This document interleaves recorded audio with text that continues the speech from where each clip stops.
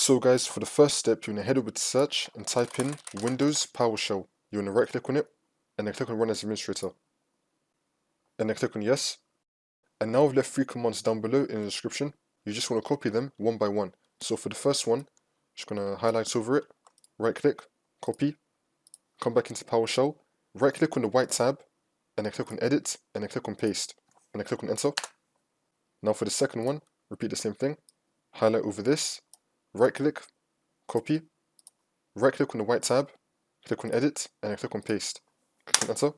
Now for the last one, the same thing, Control C, Control V, click on Enter, wait for this to load, and now this will open up. Now you're going to click on Get, you're going to install this to your computer, click on Yes, wait for this to load, and then once you've installed this, you just want to restart your computer, and then the problem should be fixed.